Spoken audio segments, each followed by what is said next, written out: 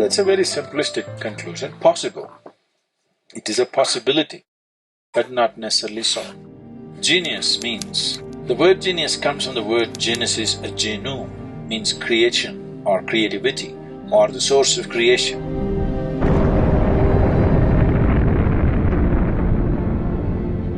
So, a genius means somehow he touched the source of creation, unknowingly or knowingly. Either you can become consciously move towards being a genius or unconsciously a genius. When I say unconsciously becoming a genius, you can say a Beethoven is an unconscious genius. He doesn't know why he's a musician, but he is. Deaf of hearing, but still music flows because you don't become a musician because you have a great voice, because you have a great sense of hearing. That's how you become a musician. So somebody who cannot even hear becomes a musician. This is an unconscious genius. Maybe because he could not hear the normal sounds, he paid attention to something else.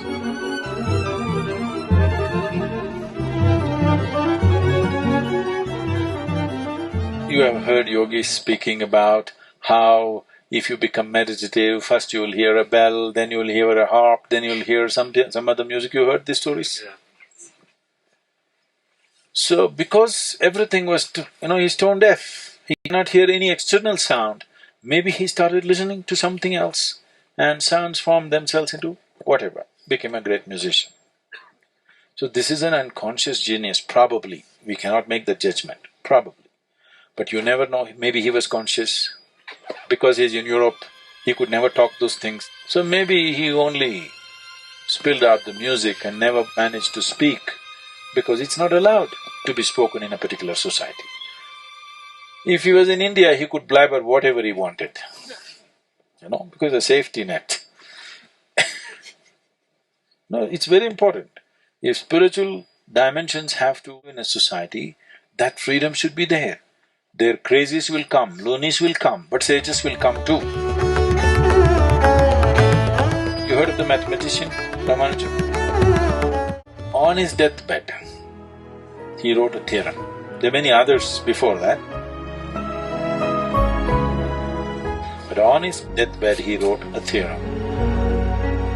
After 100 years, only in 2010, I think, they figured it out that this theorem describes the black holes in the universe.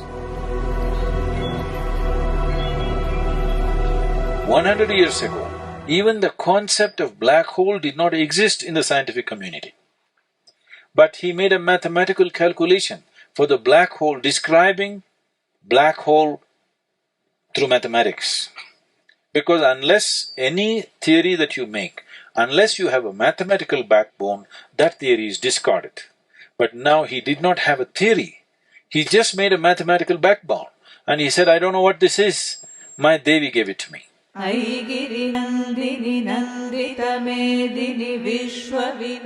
Like in yoga center we have a linga bhairavi, like this sun deity consecrated window into the creation.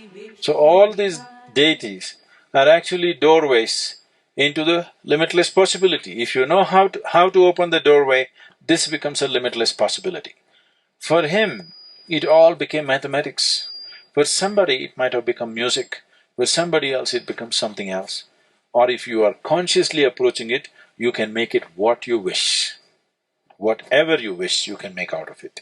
Unconsciously, if you get there, it may become one dimension of the universe. So mathematics did not get invented in your classroom. Do not curse your math teacher.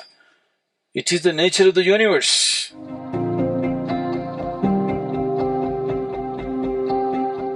This is the only way the nature of the universe can be translated into human experience, and one of the reasonably efficient ways to do this is mathematics. Words would be total waste. The only efficient way to do it is to imbibe the universe as a part of yourself. That's what yoga means. Yoga means it's become one. Everything is in union.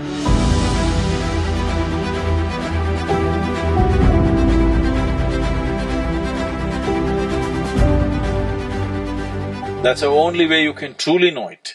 Mathematics is a reasonably good way to interpret it. So, a genius might have happened due to many reasons, but it is not necessarily that in his previous life Ramanujam was a mathematician, or Beethoven was a musician, not necessary. There might have been something else. Definitely they were something of some consequence, okay?